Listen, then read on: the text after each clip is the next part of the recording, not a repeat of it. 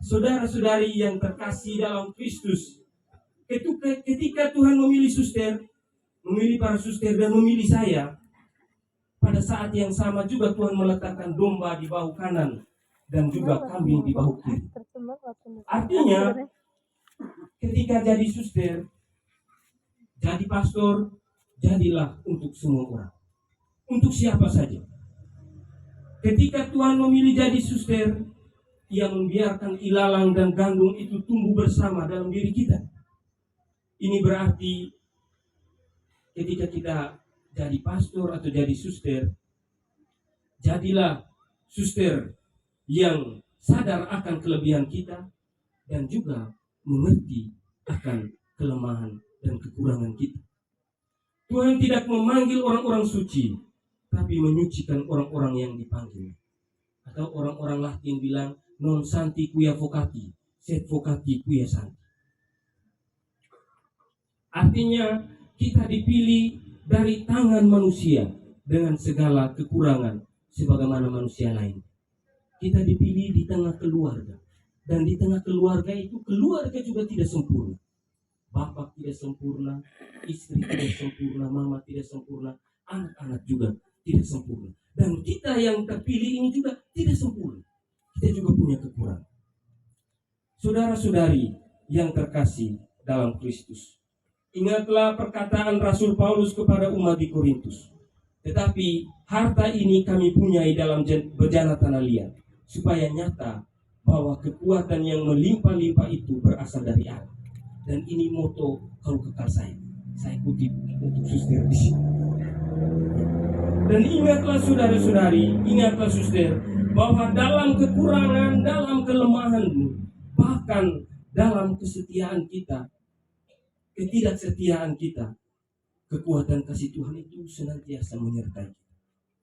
Sehingga ditindas namun tidak terjepit, habis akal tetapi tidak putus asa, dibuang tapi tidak benar binasa. Seperti itulah spiritualitas bulu ketiak, terjepit tapi tetap bertumbuh.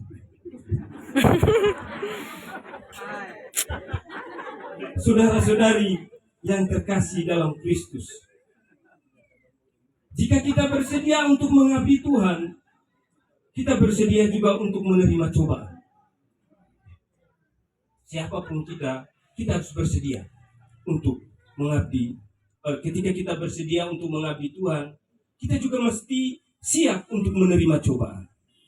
Ingatlah bahwa bagian paling murni dalam kehidupan dan pelayanan seorang imam, biarawan, biarawati, termasuk suster, akan timbul dari saat-saat sulit hidupnya, saat-saat cobaan, saat-saat krisis, bahkan di saat dia diadili atau ditolak.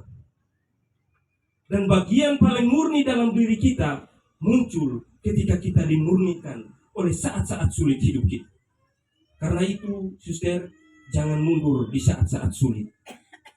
Sebab ketika kita menghadapi kesulitan di dalam pelayanan, Allah mau menunjukkan yang terbaik yang ada dalam diri kita, yang ada dalam diri suster, bahkan di dalam kegagalan, termasuk juga di dalam ketidaksetiaan, termasuk dalam penyakit kita.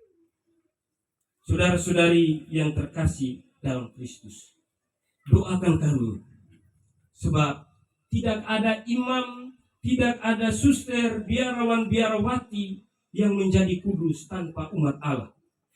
Dan kami akan mencoba sebaik mungkin, khususnya saat kami menghadapi tugas-tugas kami selanjutnya. Semoga kami menjadi lebih setia pada gereja dan Tuhan yang daripadanya panggilan kami dibagikan. Doakan kami supaya kami tidak kehilangan harapan untuk mengubah dan menghidupi pelayanan-pelayanan, dan hidup sebagai biarawan, biarawati yang dimiliki oleh Allah. Akhir kata, kembali lagi saya pantun. Petik selasi letak di dulang, cuci di kali setangkai mati. Biarawati sejati tidak diulang, diucap sekali sampai mati. Amin. Tuhan memberkati.